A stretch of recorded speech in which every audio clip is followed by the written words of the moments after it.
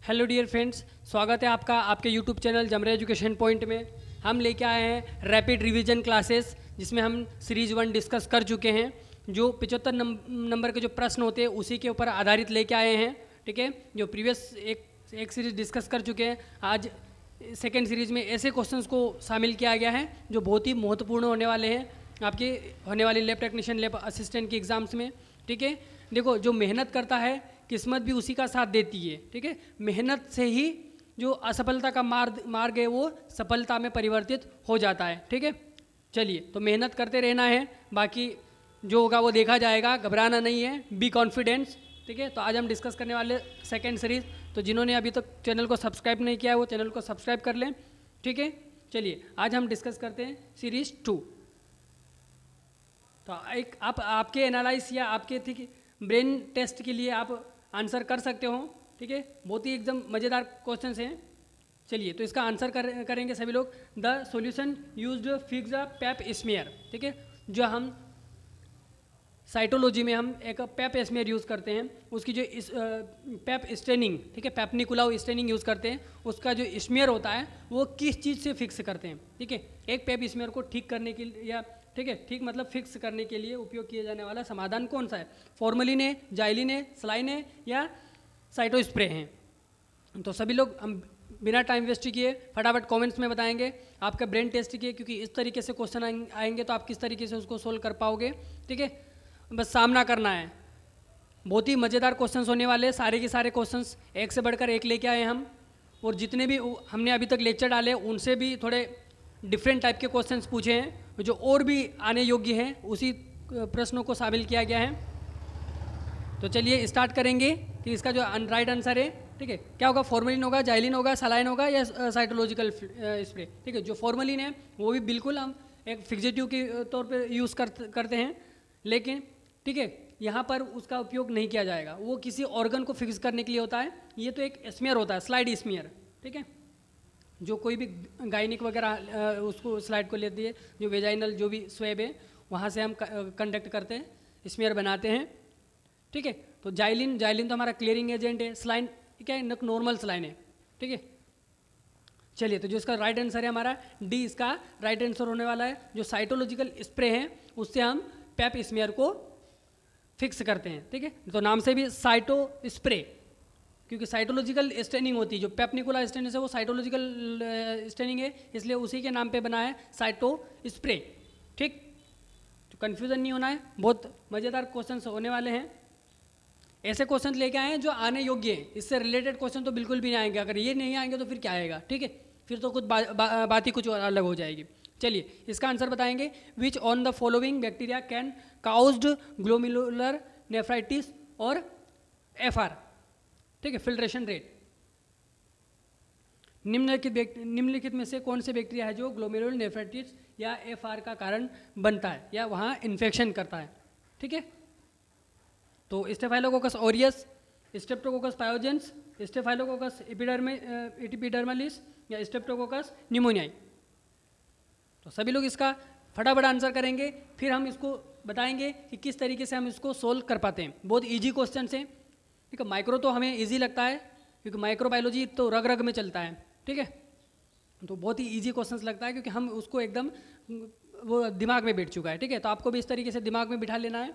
अभी समय बहुत कम है, इसलिए हम एक पर्सनली एक टॉपिक की हम क्लासेस डिस्कस करेंगे, तब सारी चीज़ें आपको माइक्रो पूरा सिखा दिया जाएगा। ठीक है, पर आई होप कि आप इसी साल या इसी एग्ज़ाम में आप सक्सेस हो, हमारी तो यही दुआ है। चलिए, इसका जो राइट आंसर है उसका बी राइट आंसर होने वाला। अब बी राइट आंसर क्यों आया? देखो, हम नीचे से बात करेंगे। जो स्ट्रेप्टोकोकस निमोनिया, तो निमोनिया कहाँ कॉज करेगा? ये तो हमारा लंग्स से, रिस्पायरेटरी ट्रैक से। ठीक है, इसको तो हम कट कर देंगे। ठीक है, स्टेफाइलोकोकस एपिडर्मिडिस की बात हो रही है, तो ये तो स्किन्स की बात हो रही है। ठीक है, तो सी भी हमारा राइट आंसर नहीं होगा। ठीक है, अब कन्फ्यूजन है स्टेफाइलोकोकस ऑरियस और स्ट्रेप्टोकोकस पायोजेंस। ठीक है, तो स्टेफाइलोकोकस ऑरियस की बात करेंगे। ठीक है, तो ओरियस क्या है? एक नॉर्मल फ्लोरा है। ठीक है, तो ये जेनेटल ट्रैक में या हमारा UTI इन्फेक्शन नहीं कॉज करता है। ठीक है, तो इसका जो राइट आंसर है स्ट्रेप्टोकोकस पायोजेन ही हमारा यूटीआई इन्फेक्शन कर सकता है, ठीक है। या सीधा सीधा अगर पूछ सकता है यूटीआई इन्फेक्शन तो भी हमारा स्ट्रेप्टोकोकस, याद रखना यूटीआई इन्फेक्शन के लिए भी यूटीआई, क्योंकि ये वही सारी चीज़ें ग्लोमेरुलोनेफ्राइटिस, फिल्ट्रेशन रेट, ठीक है। तो उन्हीं चीज़ों में क्या होता है, इन्फेक्शन होता है। अगर यूटीआई भी देगा तो आपको स्ट्रेप्टोकोकस पायोजेंस लगाना है, ठीक है। और इस तरीके से आपको हटाना कि स्ट्रेप्टोकोकस निमोनिया, तो निमोनिया लिखा हुआ है तो ये हमारा रिस्पिरेटरी, एपिडर्मलिस लिखा तो ये वहाँ कैसे हो सकता है, तो स्किन्स की बात हो रही है, ठीक है। वो भी सुपरफिशियल स्किन्स की बात हो रही है, ठीक है। चलिए इसी तरीके से नोट करते रहें, बड़े मज़ेदार क्वेश्चन हैं, एक से बढ़कर एक क्वेश्चन, थोड़े कन्फ्यूजन वाले क्वेश्चन लेके आए हैं, ज़रूर है, ठीक है, पर मज़ेदार क्वेश्चन है। Which of the following hormones is product by pituitary gland, तो सभी लोग जानते हैं, सब पढ़ते भी है, बहुत अच्छे से पढ़ते हैं, पर अच्छे से समझोगे तो वो आपके दिमाग में रह जाएगा, क्योंकि जो हम लोग डिस्कस करते हैं वही सारी चीज़ आपको याद रह जाती है। और एग्जाम में भी आपको जब आप डिस्प्ले के ऊपर जो क्वेश्चंस आते हैं तो वही सारी चीज़ें आपको याद आती है जो हम डिस्कस करते हैं। चलिए, निम्नलिखित हार्मोन में से कौन सा पिट्यूटरी ग्लैंड द्वारा निर्मित है, ठीक है। तो TSH, T3, T4 या ऑल ऑफ दिस, ठीक है। तो गलती से भी कोई भी ऑल ऑफ दिस नहीं लगाएंगे, ठीक है, क्योंकि ये कुछ थायराइड ग्लैंड से सिक्रेट होंगे और कुछ हमारे पिट्यूटरी ग्लैंड, ठीक है। और पिट्यूटरी ग्लैंड को हम क्या बोलते हैं, मास्टर ग्रंथि, ठीक है। ये तो बहुत ही बेसिक इन्फॉर्मेशन है, वो सब जानते हैं। अब ये भी जानते हैं कि उसको मास्टर ग्रंथि क्यों बोलते हैं, क्योंकि वो सारे हमारी बॉडी के जो ग्लैंड्स हैं उनको कंट्रोल करती है, ठीक है। जैसे अब इसकी बात करेंगे, इसका जो राइट आंसर आएगा हमारा ए, ठीक है, TSH, ठीक है। TSH का नाम ही पता है, थायराइड स्टिमुलेटिंग हार्मोन्स, ठीक है। ऐसा लगता है कि ये थायराइड ग्लैंड सिक्रेट करेगी, भाई इसके फुल फॉर्म से क्या लगता है हमको कि ये थायराइड ग्लैंड सिक्रेट करेगी, ठीक है। लेकिन ये इसका सिक्रेशन कहाँ होता है, हमारा पिट्यूटरी ग्लैंड से होता है। लेकिन है क्या उसमें, थायराइड स्टिमुलेटिंग हार्मोन, लेकिन ये उल्टा है। जो थायराइड इसकी जो हार्मोन्स है T3, T4 हमारे थायराइड ग्लैंड्स के हार्मोन्स है, तो उनको स्टिमुलेट का काम करती है, समझ रहे हो। इसको समझने के लिए एक दिमाग लगाना है कि भाई स्पेलिंग से आपको इसको नहीं पढ़ना है, इसको इस तरीके से पढ़ना है कि जो हमारा TSH है वो थायराइड स्टिमुलेटिंग हार्मोन बोला है, वो सिक्रेट तो पिट्यूटरी ग्लैंड से होगा, लेकिन जो थायराइड सिक्रेट करता है उन हार्मोन्स को वो स्टिमुलेट करता है। तो जो थायराइड के हार्मोन्स कौन से हैं, थायरोक्सिन और ट्राईथायरोक्सिन हम पढ़ते हैं, इसका फुल फॉर्म भी T3, T4 का थायरोक्सिन और ट्राईथायरोक्सिन हम पढ़ते हैं। तो इन दोनों को क्या करता है, वो स्टिमुलेट करता है, रेगुलेट करने का काम करता है, ठीक है, TSH, ओके। तो ऑल ऑफ द अबव तो आपको बिल्कुल भी नहीं लगाना, अच्छे से पढ़ना, मैंने पूरा क्लियर कर दिया है। चलिए आगे बढ़ते हैं, एक से बढ़कर एक क्वेश्चन है, बस पढ़ने की देरी है और कन्फ्यूजन वाले क्वेश्चन ज़रूर है, ठीक है। अब कुछ चीज़ें ऐसी शॉर्ट में दे देते हैं जिसका हमको फुल फॉर्म नहीं पता होने के कारण हम उसको गलत करके आते हैं, ठीक है। In DIC all of the following test will be show high result except, ठीक है। DIC में सारे के सारे क्या होगा, जो रिजल्ट हाई होंगे, एक कम होगा, PT कम होगा, प्लेटलेट कम होगा, APTT कम होगा, या नॉन ऑफ द अबव, ठीक है। DIC निम्नलिखित सभी परीक्षण उच्च परिणामों को छोड़कर दिखाई देंगे, सारे के सारे हाई होंगे एक को छोड़कर। अब DIC का अब आपको फुल फॉर्म पता होगा तो आप उसको फट से उसको राइट आंसर कर दोगे, ठीक है, लेकिन उसका फुल फॉर्म पता होना चाहिए। तो DIC का फुल फॉर्म क्या होता है, ठीक है, डायअसामिनेटेड, ठीक है, इंट्रावेस्कुलर कोगुलेशन, समझ रहे हो, डायअसामिनेटेड इंट्रावेस्कुलर कोगुलेशन। अब कोगुलेशन की बात आ रही तो आपका दिमाग तो अब चलने लग गया होगा, कोगुलेशन की बात कर दी हमने, ठीक है। इंट्रासेलस के अंदर डीअसिमिनेटेड हो रहे हो वो, ठीक है। तो उस कंडीशन में कौन सा रिजल्ट क्या होगा, कम होगा। सारे के सारे तो हाई हो जाएंगे, बढ़ जाएंगे, लेकिन कौन सा रिजल्ट कम हो जाएगा, ये सारी चीज़ें पूछी गई थी, ठीक है। मैंने फुल फॉर्म बताया, डायअसामिनेटेड इंट्रावेस्कुलर कोगुलेशन। तो prothrombin time, platelet, APTT, activate partial thrombin time, या नॉन ऑफ द अबव, ठीक है, या दिए गए सभी। तो ऐसा एक्सेप्ट बोल दिया तो इन तीनों में से ही आंसर होने वाला है, ठीक है। तो देखो PT का प्रोथ्रोम्बिन टाइम है वो भी क्या हो जाएगा, बढ़ जाएगा, ठीक है। APTT भी क्या हो जाएगी, बढ़ जाएगी, लेकिन जो हमारा प्लेटलेट है, ठीक है, भी इसका राइट आंसर आएगा, प्लेटलेट का जो लेवल होगा वो कम हो जाएगा, ठीक है। चलिए भी इसका राइट आंसर, देखो कितने मज़ेदार क्वेश्चन है, और ऐसे क्वेश्चन ही तो फंसते हैं और हम कन्फ्यूजन करके आते हैं, ठीक है, गलत हो जाता हमसे। एक से बढ़कर एक क्वेश्चन से बस आप पढ़ते रहो,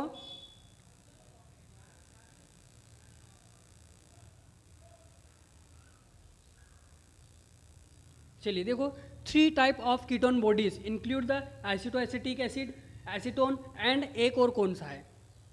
इसमें क्या पूछा गया, 3 टाइप ऑफ जो कीटोन बॉडीज होगी वो 3 प्रकार की होगी। तो 2 तो इसमें दे दी गई है, एसिटिक एसिड, एसीटोन, और एक और कौन सी है। तो एक में क्या ऑक्सिलो एसिटिक एसिड है, लैक्टिक एसिटिक एसिड है, 3 हाइड्रोक्सी ब्यूटिलिक एसिड है, या एसिटिक एसिड है। ठीक है, सभी लोग आंसर करेंगे इसका। मज़ेदार देखो, ऐसे मज़ेदार क्वेश्चंस लेके आया हूँ मैं इस वीडियो में। ठीक है, बहुत ही एकदम ट्रेंडिंग वाले। अब ये बोल सकते हैं जो BMLT DMLT में जो लैब टेक्नीशियन के जो एग्जाम्स होंगे उनका ये जो वीडियो है एकदम ट्रेंडिंग होने वाला है। चलिए, 3 टाइप ऑफ कीटोन बॉडीज। अब इसमें एक कौन सा है, 2 तो इसमें एसिटिक एसिड दे दिया, तो हमारा एसिटिक एसिड तो नहीं आएगा, एसिटो एसिटिक एसिड तो नहीं आने वाला है, डी तो ऐसा ही करेक्ट गलत हो जाएगा।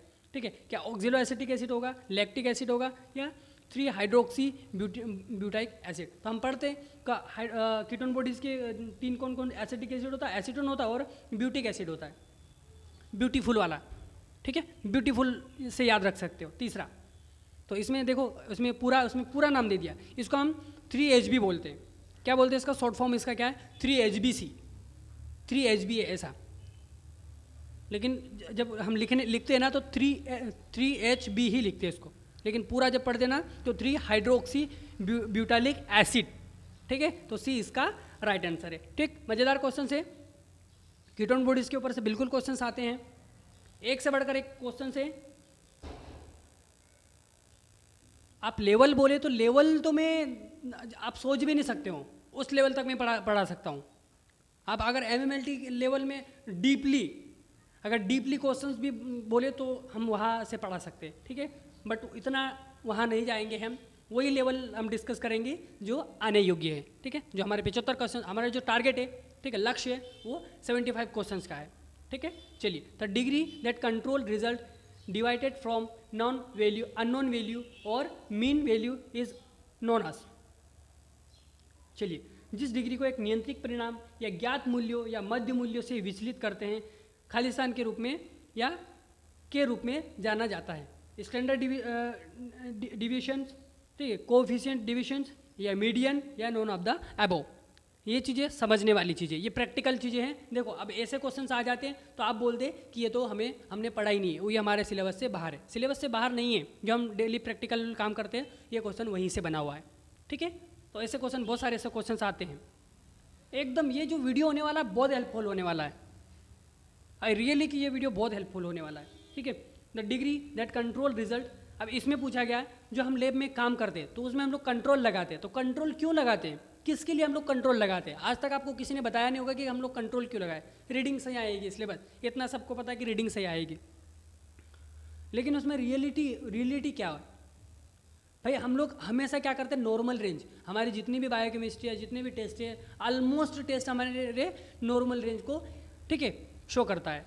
हर एक टेस्ट नॉर्मल रेंज को दर्शाता है। तो उसमें जो डिफरेंशियस है, जैसे हम कहीं भी किसी की भी बोलते हैं, जैसे प्रोटीन के हम लोग 6 से 8 ऐसा बोलते, तो उसका जो बीच का जो संख्या है उसी को हमें उसके लिए हम लोग क्या लगाते हैं, क्वालिटी कंट्रोल। ठीक है, जिसको हम एक और नाम देते हैं, स्टैंडर्ड नाम देते हैं। क्या देते हैं, स्टैंडर्ड लगाना है, इसका स्टैंडर्ड खत्म हो गया। ठीक है, आप समझ में आ रहा होगा। ये बात करने के बाद इसका तो आप गलत लगा ही नहीं सकते हो। तो हम क्या लगाते हैं वहाँ पर, क्वालिटी कंट्रोल चेक करने के लिए क्या लगाते हैं, स्टैंडर्ड लगाते हैं। तो जो लैब में काम करते हैं वो तो सही करके आ जाएंगे, बाकी जो तुक्के मारने वाले होंगे तो वो ABCD लगा कहीं भी कुछ भी लगा के आ जाएंगे। ठीक है, लेकिन सोचना है कि इसमें क्या चीज़ें पूछी गई है। ठीक है, हमें ये लिखा कंट्रोल रिजल्ट। ठीक है, तो ये वैल्यू, जो बीच की जो वैल्यू है, वेरिएशन सारा है, जो हमें ज्ञात हो गया है, जो नंबर निकल आया और जो अननोन नंबर है। ठीक है, समझ रहे हो भाई। किसी का हमें वो पता नहीं होता है, उसका रिजल्ट आ जाता है, लेकिन हमें ये थोड़ी पता होता है कि वो रिजल्ट करेक्ट है या इनकरेक्ट है। तो उस रिजल्ट को करेक्शन के लिए, ठीक है, उसका करेक्शन देखने के लिए, नापने के लिए हम उसको क्या लगाते हैं, स्टैंडर्ड। भाई जैसे कि किसी की HB की नॉर्मल वैल्यू, HB की बात करता हूँ मैं, ठीक है, या ग्लूकोज की बात करते हैं, तो क्योंकि शुगर सभी को पता है, तो 70 से 120 तक का रहता है। ठीक है, तो हम उसका स्टैंडर्ड लगाएंगे, ग्लूकोज का स्टैंडर्ड लगाएंगे। अगर वो नॉर्मल रिजल्ट देता है तो हमारा रिजल्ट सही है। ठीक है, तो इस तरीके से आप भी ज़रूर पढ़े। बहुत मज़ेदार क्वेश्चन हैं। तो इसका जो राइट आंसर है हमारा ए, स्टैंडर्ड बोलते हैं। ठीक है, चलिए स्टैंडर्ड डेविएशन बोलते हैं। ठीक, कितने मज़ेदार क्वेश्चन है।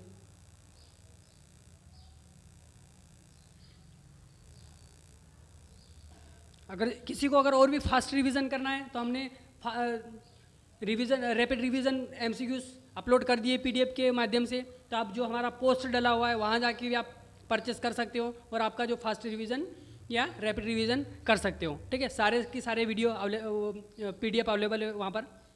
ठीक है, सारे के सारे पीडीएफ आपको व्हाट्सअप कर दिए जाएंगे। ठीक है, तो आप उसको प्रिंट करके फिर देख सकते हो, रिवीजन कर सकते हो अपना। चलिए इसका आंसर बताएंगे। Erythroblastosis fetalis occur due to, erythroblastosis भ्रूण के कारण होता है। एबियो इनकम्पेबिलिटी या आरएच इनकम्पेबिलिटी या हीमोफीलिया या ल्यूकेमिया। अब इसको समझने वाले क्वेश्चन है। ठीक है, आप समझ जाओगे तो इसको 100% सही करके आओगे।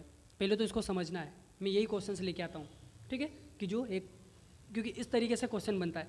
जो मदर्स होती है, अगर मदर्स नेगेटिव आती है और उसका जो न्यूबॉर्न बेबी है वो पॉजिटिव आ जाता है, क्या होता है, अगर मदर्स RH नेगेटिव है और जो बेबीज है वो RH पॉजिटिव आते हैं, उसी कंडीशन को हम बोलते हैं। अब वो कंपेबिलिटी नहीं हो रही, इसमें उनका कॉम्बिनेशन नहीं बन रहा है, तो उस चीज़ को हम लोग बोलते हैं RH इनकम्पेबिलिटी टेस्ट। ठीक है, या इनकम्पेबिलिटी उस कंडीशंस को बोलते हैं। तो हीमोफीलिया किसको बोलते हैं, जिसकी नॉन स्टॉपेबिलिटी।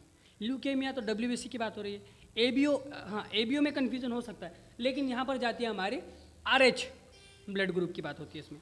ठीक है, क्योंकि मदर्स क्या हो जाएगी, RH नेगेटिव हो जाएगा और बेबीज क्या हो जाए, RH पॉजिटिव। उस कंडीशंस में, उस कंडीशंस को बोलते हैं RH इनकम्पेबिलिटी टेस्ट। ठीक है, तो इसका जो राइट आंसर हो जाएगा बी। ठीक है, आप गलती करके मत आना, बहुत मज़ेदार क्वेश्चन है और इसके रिलेटेड क्वेश्चन जरूर आएगा। ठीक, चलिए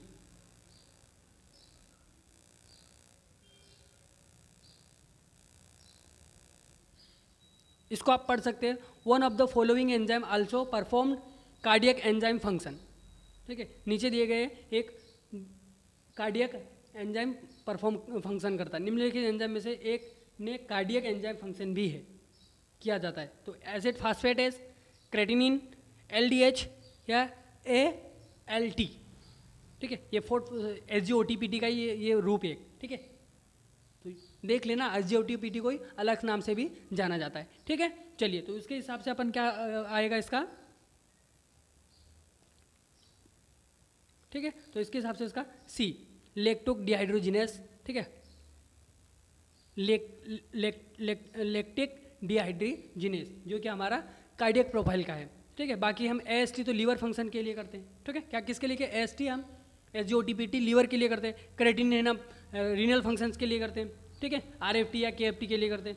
ठीक है, एसिड फास्फेट ये टेस्ट किसके लिए बेहतर होता है, ये प्रोजेस्टेरोन के जो हमारे अंडुकोश का जो, ठीक है, उसमें एबनॉर्मलिटी के लिए देखने के लिए हम लोग एसिड फास्ट भी लगाते हैं। ठीक है, चलिए तो इसका जो राइट आंसर होगा हमारा कार्डियक प्रोफाइल में हमें LDH को शामिल करते हैं। ठीक है, और ये जो एंजाइम होता है लैक्टिक डिहाइड्रोजिनेस एंजाइम होता है कार्डियक प्रोफाइल के लिए। ठीक है, मज़ेदार क्वेश्चन है क्योंकि इसके ऊपर से भी क्वेश्चन बने हैं। चलिए और देखो, ESR will show low value result in which one of the following condition. ESR निम्नलिखित स्थिति में से कम मूल्य का परिणाम दिखाई देगा। तो किस कंडीशन में, पॉलीसाइथीमिया की कंडीशन में, एनीमिया की कंडीशंस में, RF फैक्टर की कंडीशन में या ट्यूबरक्लोसिस की कंडीशंस में। है ना मज़ेदार क्वेश्चन, क्योंकि ESR के ऊपर से भी अब देखो, वो नॉर्मल रेंज ESR किसके लिए यूज़ होता है, ये सारी बोरिंग चीज़ें अभी पूछना बंद कर दिया क्योंकि वो सारी चीज़ों को पता है, वो बेसिक नॉलेज हो गया। ठीक है, बहुत ही एकदम रफ लैंग्वेज हो गया। हाँ, इसका जो रेशियो ज़रूर पूछता है। ठीक है, इसका जो एक रेशियो है 1:9। अगर 9वां भाग अगर एंटीकोगुलेंट है तो एक भाग हमारा, ठीक है सॉरी, एक भाग हमारा एंटीकोगुलेंट और 9वां भाग हमारा ESR होगा, क्योंकि बहुत ज़्यादा, ठीक है, 1 पार्ट ESR और 9 पार्ट्स ब्लड। ठीक है, तो 1:9। ठीक, तो ये क्वेश्चन उल्टा पुल्टा करके आप ध्यान से देखना कि आगे कौन लिख रहा है। अगर आगे ब्लड आ रहा है तो आगे न आना चाहिए। अगर आगे ESR का एंटीकोगुलेंट आ रहा है तो आगे एक आएगा, ठीक है, इसको पलटा के जरूर लिख लेना, वो चीज़ें पूछी जाती है, ठीक है।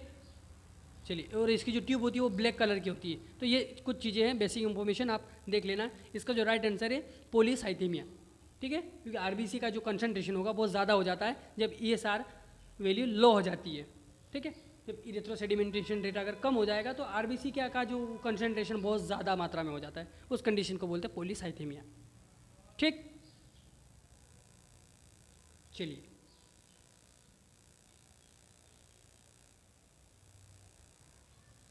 इसका आंसर आ ही गया है। Which of the following parasite cause amoebic dysentery, ठीक है, कौन सा पैरासाइट से जो अमोबिक डिसेंट्री कॉज करता है। तो ऐसे क्वेश्चन कुछ जनरल क्वेश्चंस आते हैं, और माइक्रोबायोलॉजी में थोड़ा ज़्यादा वो नहीं पूछता है, ठीक है, ज़्यादा घुमाता नहीं, वो सीधा सीधा ही देना पड़ता है। अगर वो घुमा देंगे तो वो खुद घूम जाएंगे, ठीक है। तो निम्नलिखित परजीवी में से कौन सा अमीबिक पैचिस पैदा करता है, ठीक है। तो जार्डेलम्बिया, इसमें आंसर ही दिया है, इंटामीबा हिस्टोलाइटिका, ठीक है। इसमें नाम दे देखो, जार्डेलम्बिया, इसमें अमीबा का नाम कहाँ से कहाँ जिक्र नहीं हो रहा है, ठीक है। सीजेला, अब सीजेला तो हमारा बैक्टीरिया है, ठीक है। अब एस्कार्बिस ल्यूब्रिकोइड, ये तो पैरासाइट से, लेकिन इसमें अमीबा का कोई जिक्र नहीं हो रहा है, इसमें अमोबिक डिसेंट्री बोला इसमें। तो इंट अमीबा में अमीबा शब्द आ रहा है, ठीक है। तो ऐसा को रिलेट करो आप, बहुत सारे ऐसे क्वेश्चंस होते हैं जो कोरिलेट करने पे बन जाते हैं, ठीक है। चलिए, मज़ेदार क्वेश्चन है, आज तक सभी ने पढ़ा होगा कि विटामिन B12 की कमी से मेगालोब्लास्टिक, ठीक है, एनीमिया हो जाता है। तो वो सारी चीज़ें तो नॉर्मल हो चुकी है, हालांकि कभी कभी पूछ भी लेते हैं, तो आप पढ़ना, जो मेगालोब्लास्टिक एनीमिया वो विटामिन B12 और फॉलिक एसिड के कारण हो जाता है। लेकिन यहाँ क्या पूछा है कि where is the site of absorption of vitamin B12 and folic acid. देखो भाई, विटामिन B12 और फॉलिक एसिड का एब्जॉर्प्शन कहाँ पर होता है। तो एंड पार्ट ऑफ अब इतना तो यहाँ पर क्लियर हो रहा है कि इंटेस्टाइन में होता है, स्मॉल इंटेस्टाइन में होता है, लेकिन कौन से पार्ट में। देखो लेवल कहाँ ले गया, सीधा स्मॉल इंटेस्टाइन लगा सकता था, लेकिन नहीं, हमें एक्यूरेट चाहिए, ठीक है। तो लेवल इसी को बोलते हैं लेवल। आप जितना डीप बोलो मैं वहाँ तक पढ़ा सकता हूँ, ठीक है, जितना बोलो। MMLT का आखिरी लेवल तक हम डिस्कस कर सकते हैं, ठीक है। चलिए, तो इसका बताएंगे कि जो विटामिन B12 और फॉलिक एसिड का ऑब्जर्वेशन कहाँ होता है। देखो, अब मैं एक हिंट दूंगा तो सारे के सारे तो नहीं आएगा, डी इसका राइट आंसर नहीं होने वाला है। एक मैं आपको हिंट दूंगा, तो इंटेस्टाइन में 3 पार्ट होते हैं, ठीक है। क्या कौन सा डियोडिनम, इस्चियम और जेजिनियम, और एक और पार्ट है, ठीक है। लेकिन यहाँ पर क्या उसमें लोग साइड दे दिया, पार्ट दे दिया, ठीक है। 3 पार्ट तो होते ही है, तो इसमें ये क्या, तो एंड पार्ट, मिडिल पार्ट या अपर पार्ट, ठीक है। तो इसके हिसाब से अपने को आंसर करना है। देखो, हम किसी भी क्वेश्चन को नकार नहीं सकते, ठीक है। कोई वहाँ पर हम बहुत सारे बच्चे बोलते कि यार गलत क्वेश्चन आए थे, गलत नहीं आते। जब हम उसको देखते हैं तो वो एग्जामिनर भी क्योंकि गलत क्वेश्चंस नहीं देते, एक रेयर केस में होता है। बच्चे बोलते हैं ऑलमोस्ट क्वेश्चन बहुत सारे 3 से 4 क्वेश्चन गलत आ गए, तो लेकिन ऐसा नहीं होता है, वो 1-2 क्वेश्चन अपन मान सकते हैं, ठीक है। चलो, तो इसके हिसाब से इसका आंसर क्या होने वाला है, in part of small intestine, middle part of small intestine, या upper part of small intestine, या ऑल ऑफ द अबव। तो ऑल ऑफ द अबव तो इसका आंसर नहीं होने वाला, मैंने पहले ही बता दिया। तो इसका जो राइट आंसर होगा सी, ठीक है, जो अपर पार्ट में ही B12 और फॉलिक एसिड का ऑब्जर्वेशन हो जाता है, ठीक है। तो सी इसका राइट आंसर है, अपर पार्ट में, ठीक है। अधिकतर लोग सोचेंगे इंड पार्ट में होगा या मिडिल पार्ट में, तो ऐसा नहीं, अपर पार्ट में ही उसका ऑब्जर्वेशन हो जाता है। चलिए भाई, megaloblastic anaemia is caused by deficiency, आ गया इजी वाला क्वेश्चन, ठीक है। और वहाँ पर भी ऐसे 2 क्वेश्चन देते ताकि आप गलत करके आओ, बिल्कुल ऐसे क्वेश्चन आते हैं और बच्चे गलती कर जाते हैं, गलती नहीं करना है। तो ये तो कितना अभी जस्ट मैंने ऊपर बताया, तो विटामिन ए होगा, विटामिन B12 होगा, या फॉलिक एसिड, या B एंड C होगा। चलिए, तो इसका आंसर तो आपको पता ही है, सभी को पता है इसका आंसर कि डी इसका राइट आंसर होगा। विटामिन जो मेगालोब्लास्टिक एनीमिया होता है हमारा B12 और फॉलिक एसिड के कारण होता है, ठीक है। एक और होता है, अगर विटामिन B12 का पूर्ण तरीके से अब्जॉर्प्शन नहीं हो पाता है, तो उस एनीमिया को क्या बोलते हैं, तो उसको परनीशियस एनीमिया बोलते हैं। ठीक है, याद रखना, उसके अवशोषण के डिस्टर्बेशन को से जो एनीमिया होता है, मतलब प्रॉपर तरीके से विटामिन B12 का अब्जॉर्प्शन नहीं हो पाता, तो उस कंडीशन में जो एनीमिया होता है वो परनीशियस एनीमिया होता है। ठीक है, तो नोट कर लो।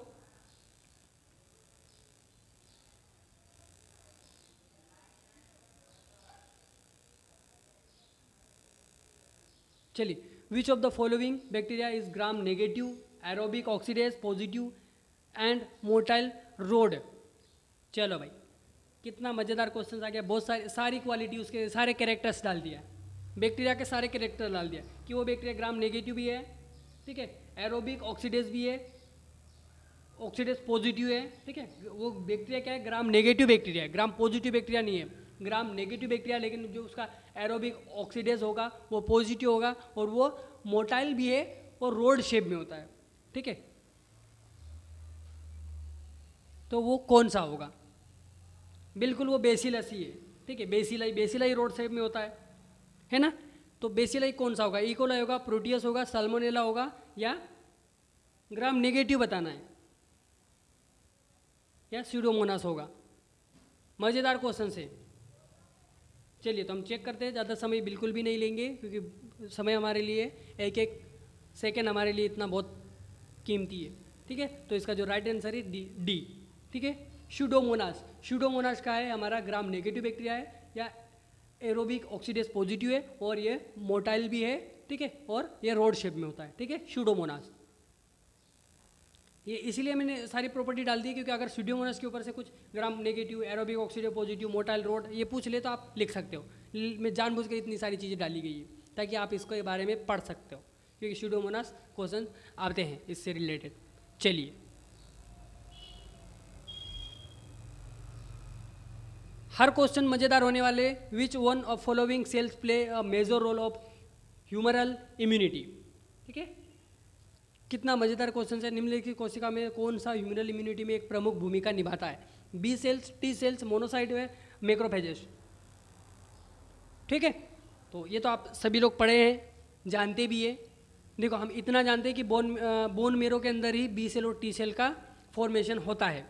ठीक है, कहाँ पर होता है, बोन मेरो के अंदर ही बी सेल्स और टी सेल्स का निर्माण होता है। लेकिन जब मैच्योरेशन की बात आती है तो बोन मेरो के अंदर बी सेल्स का मैच्योरेशन बोन मेरो में हो जाता है, लेकिन टी सेल्स का मैच्योरेशन थाइमस में होता है।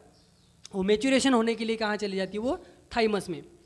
वो जो टी सेल्स है ओनली हमारी हेल्पर सेल्स है, और जो मेन काम होता है हमारा बी सेल्स का। जो मेन इम्यूनिटी, रियल इम्यूनिटी की बात करेंगे, प्रतिरोधक तंत्र की बात करेंगे एंटीबॉडी से लड़ने की, तो वो हमारी बी सेल्स है, टी सेल हमारी हेल्पर सेल है। ठीक है, तो इसका जो राइट आंसर है ए, इसका राइट आंसर आएगा।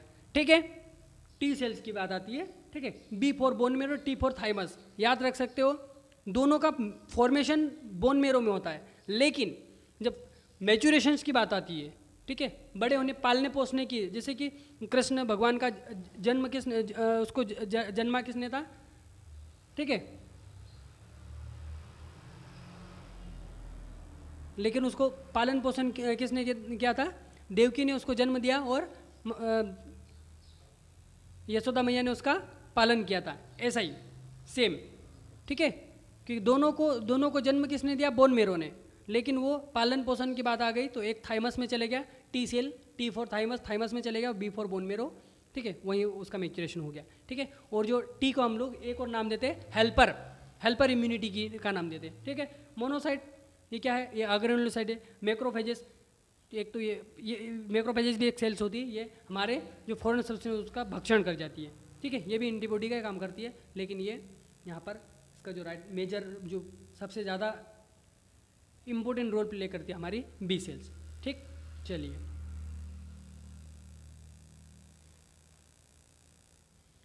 इन iron deficiency anaemia laboratory finding which one of the following show increase value. ठीक है, अगर कहीं किसी को आयरन डिफिशिएंसी होता है, ठीक है, आयरन की कमी से जो एनीमिया होता है, तो कौन सा, ठीक है, कौन सा टेस्ट की जो वैल्यू है वो इंक्रीज हो जाएगी, तो एच भी बढ़ जाएगा, आयरन बढ़ जाएगा, ठीक है, TIBC बढ़ जाएगा,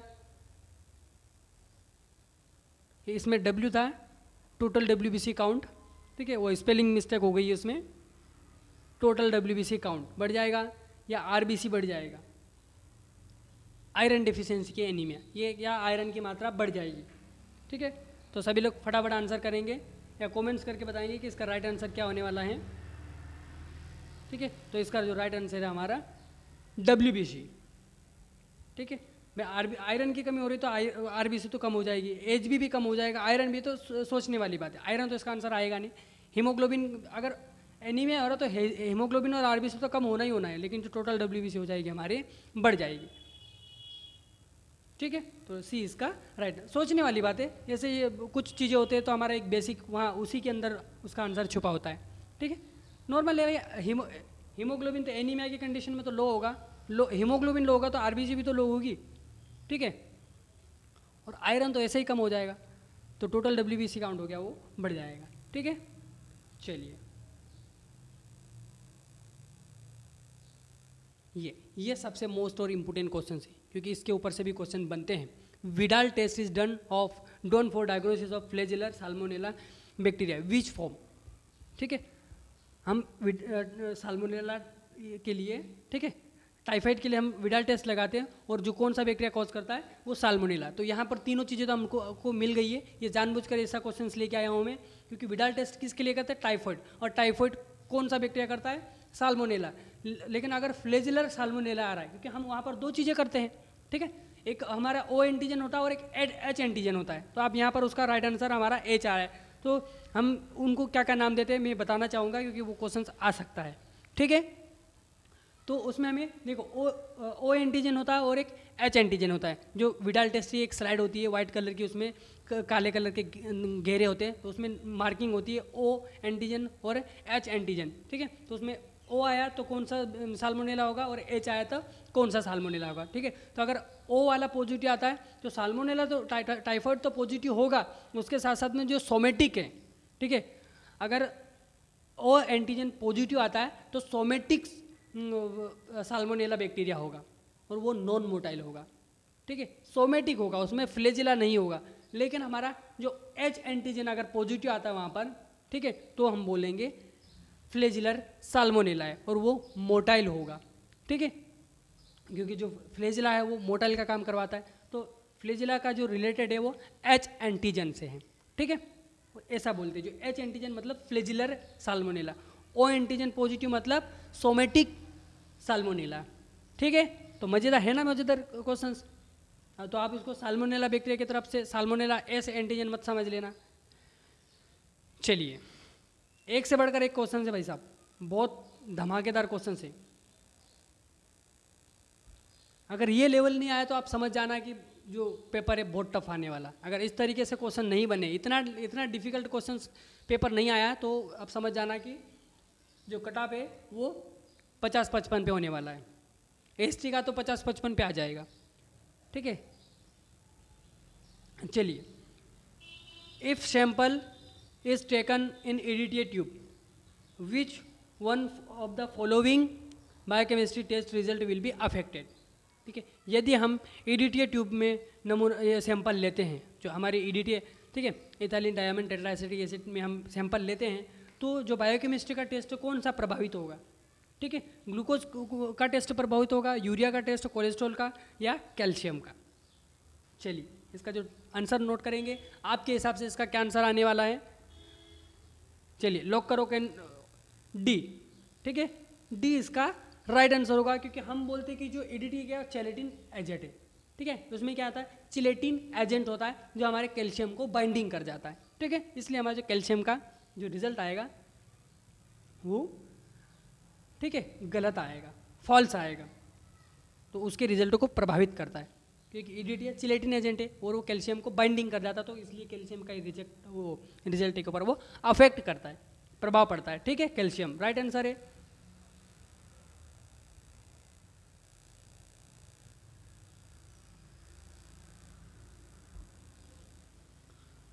जेन्स नीलसेंस स्टेंस इज यूज्ड, ठीक है, जेल नीलसेंस दाग के लिए उपयोग किया जाता है, स्ट्रेप्टोकोकस के लिए, माइकोबैक्टीरियम के लिए, या एच इन्फ्लुएंजा के लिए, वह बेसिलस के लिए, ठीक है, बेसिलस स्पेसिस के लिए। तो ये तो सभी लोग जानते हैं, ये तो इजी क्वेश्चन है, लेकिन आता है कभी कभी बच्चे गलत कर जाते हैं। तो इसका बी इसका राइट है, माइकोबैक्टीरियम ट्यूब, मेरे मुंह से निकल ही गया था माइकोबैक्टीरियम ट्यूबरकुलोसिस। ठीक है, क्योंकि मैं जैसे क्वेश्चन देख लेता हूँ उसका आंसर फटाफट दिमाग में आ जाता है। ठीक है, ऐसा लगता है कि दिमाग से PDF खुल गया। ठीक, चलिए, ठीक है, तो इसका इजी क्वेश्चन था।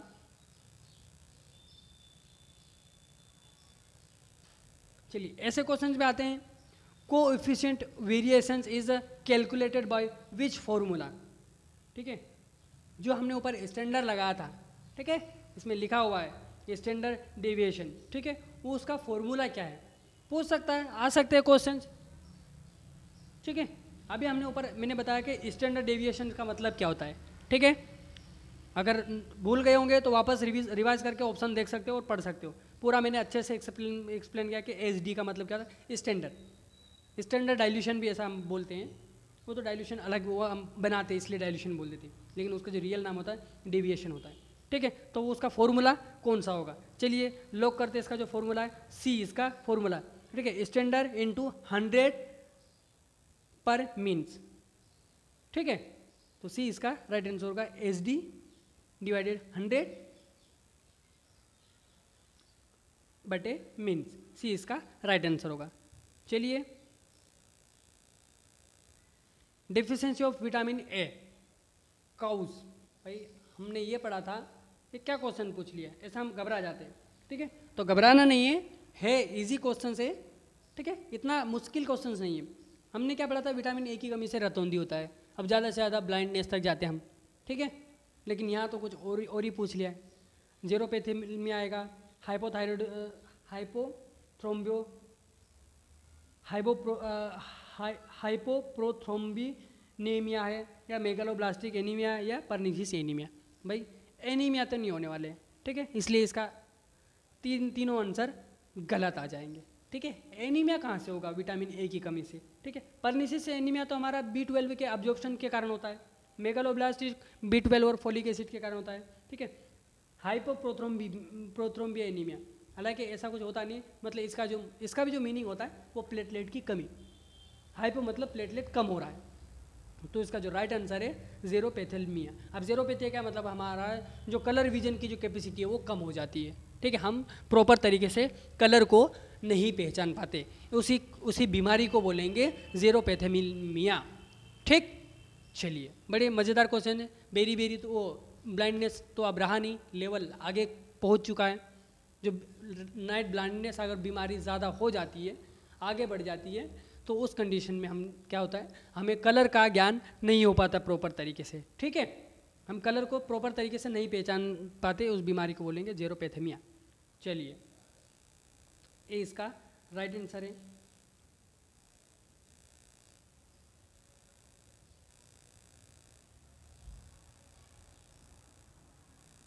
और छोटा करना पड़ेगा।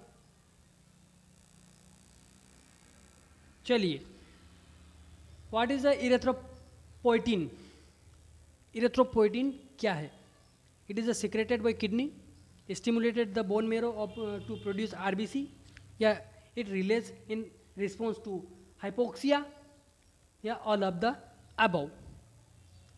हाइपोक्सिया मतलब शरीर में ऑक्सीजन की कमी। ठीक है, हाइपोक्सिया का मतलब शरीर में ऑक्सीजन की कमी को हाइपोक्सिया बोलते हैं। ठीक है, ऑक्सिया मतलब ऑक्सीजन, हाइपो मतलब कमी। ठीक, तो इरेथ्रोपोइटिन की बात होती है। तो क्या इसलिए मैं जानबूझ कर लेके आया हूँ इसका आंसर, क्योंकि इन चारों ऑप्शनों में से इसका क्वेश्चन बन सकते एग्जाम में। ठीक है भाई, बहुत मेहनत करते हैं हम, रियली बता रहे, इतनी मेहनत करते ये ऑनलाइन क्लासेस के लिए। ऐसे कंटेंट आप इसमें देख सकते हो। जितने भी हमारे सारे जो PDF या वीडियो अपलोडेड है, उसमें से एक भी आपको क्वेश्चन सेम नहीं मिलेगा।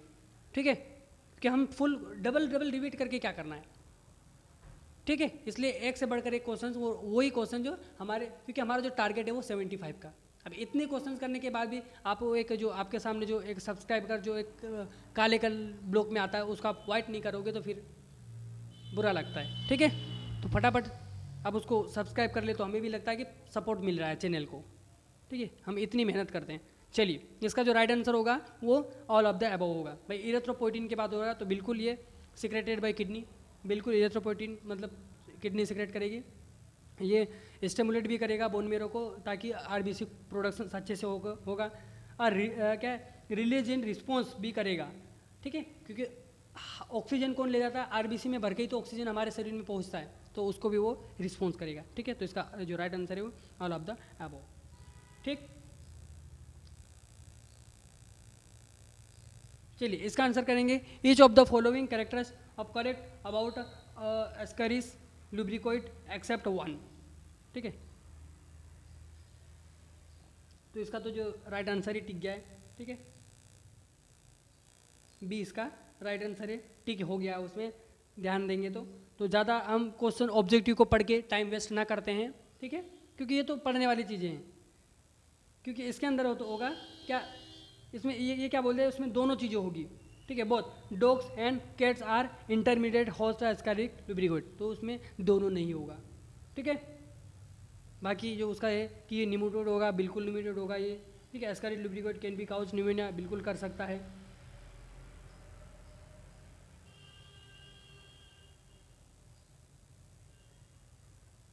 चलिए 20 का राइट आंसर है।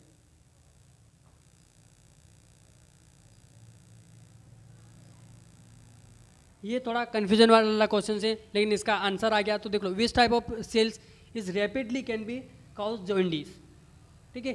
तो फटाफट जॉइंडिस शब्द आ गया तो आप बिलीरुबिन के ऊपर मत भागना प्लीज, रैपिडली बोला है, ठीक है। तो सबसे पहले क्या होगा, आरबीसी टूटेगी ना, यह तेजी से पीलिया का कारण बन सकता है।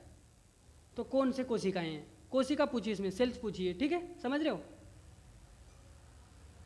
विच type of cells is rapidly can cause jaundice, तो सेल पूछा है इसने, ध्यान देना, पढ़ना है, घबराना नहीं है। आप बोलोगे कि यार जॉइंडिस का मतलब बिलीरुबिन होता, मेरा आंसर राइट था, लेकिन क्वेश्चन में एक सेल डाल के उसने पूरी खिचड़ी कर देते, वो सेल डाल गया मतलब पूरी ऐसे तैसी होगी क्वेश्चन की, ठीक है। तो इसका जो है इसीलिए आरबीसी सेल्स आया है, ठीक है, क्योंकि आरबीसी के ब्रेकडाउन से तो हमारा जॉइंडिस होता है, ऐसा होता है, उसके बाद बिलीरुबिन होता है। तो आरबीसी सेल इसका राइट आंसर आ गया, ठीक है। सभी को पता है, लेकिन कभी कभी वो कंफ्यूजन हो जाता है, इसलिए मैंने ऑप्शन में बिलीरुबिन भी डाल दिया था, ठीक है। प्लाज्मा सेल्स भी डाल दिया, डब्ल्यूबीसी सेल भी डाल दिया, लेकिन उसका जो राइट आंसर है आरबीसी, ठीक।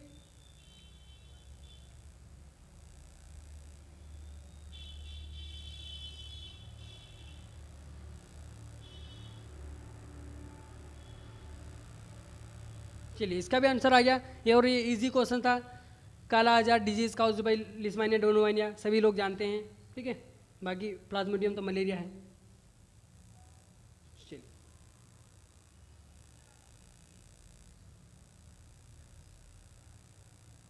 इसका आंसर सभी लोग करेंगे।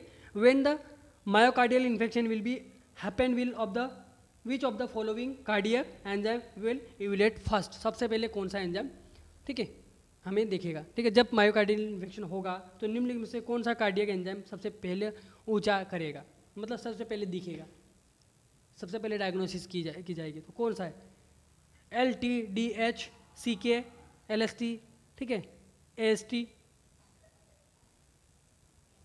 कि इसके ऊपर से बनाए क्वेश्चन। अभी ऊपर भी हमने डिस्कस किए इससे रिलेटेड क्वेश्चन, तो इसलिए हम और भी रिलेट करना पड़ता है, ठीक है। तो इसका जो राइट आंसर है हमारा बी, CK, क्रेटिनिन काइनेज, सबसे पहले हमें जो टेस्ट होगा वो इवैल्यूएट करेगा, ठीक है, जो मतलब दर्शाएगा कि हमें इसको कार्डियक मायोकार्डियल इन्फेक्शन है, ठीक है। बाकी AST, LST तो हमारा लीवर फंक्शंस के लिए कन्फ्यूजन था, A और B में कन्फ्यूजन था, तो CK, ठीक है। तो उसका जो पूरा और भी आता है, उसको फुल फॉर्म में उसको क्या क्रेटिनाइज फास्फेट काइनेज ऐसा आता है, पर यहाँ पर CK, क्योंकि क्वेश्चंस के हिसाब से हमें आंसर करना होता है, ठीक है। हम हमारी तरफ से उसको ज़्यादा कभी कभी नहीं सोचना है, जो आंसर 4 ऑप्शन दिया है आपको आंसर वहीं से करना है। चलिए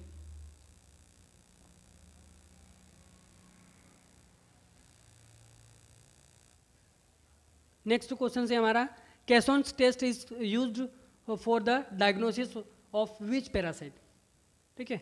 कैसन के परीक्षण का उपयोग किस परिजीवी के निदान के लिए किया जाता है, ठीक है, टाइनियासिस, हाइडेटिडाइसिस, ट्राइचुरियासिस या ऑनक्रियासिस। तो ये तो सभी को पता है, जो कासोनी टेस्ट है वो कौन कॉज करता है, वो हाइड्रेट डिजीज़ कॉज करता है। तो ये हाइड्रेटिस एक पूरा प्रोसेस का नाम लिख दिया इसमें, तो घबराना नहीं है, ठीक है। तो बी इसका राइट आंसर है, ठीक है। तो इस तरीके से बिल्कुल भी घबराना नहीं है, ठीक है। और बी कॉन्फिडेंस, चैनल के ऊपर, चैनल की तरफ से या हमारी तरफ से फुल सपोर्ट रहेगा। जो भी सपोर्ट है आप बिल्कुल बिंदास फ़ोन कर सकते हो, कभी भी फ़ोन कॉल मैसेज कर सकते हो, ठीक है। इसमें कोई वेरिएशन नहीं है, हम फुल सपोर्ट करने के लिए तैयार हैं, ठीक है। तो जिन्होंने अभी तक, अब आपके प्रति क्या चैनल का क्या भाव है, ठीक है, तो वो तो तभी दिखेगा जब आप चैनल को सब्सक्राइब करोगे, तभी आपका भाव दिखेगा। तो हमारी तरफ से तो एक निराशाजनक स्थिति है, क्योंकि बहुत सारे लोग नॉन सब्सक्राइब के ही वॉच कर लेते हैं। तो ऐसा ना करें, क्योंकि हम तो हमारा फुल सपोर्ट दे रहे हैं। तो एक बार सभी से तहे दिल से सभी को पेपर के लिए best of luck. Lab technician, lab assistant और जो अदर फील्ड के कैंडिडेट्स है, सारों को तहे दिल से चैनल की और हमारी ओर से बहुत बहुत आपको बेस्ट ऑफ लक है। आई होप कि आप इस बार सिलेक्टेड हो जाओ।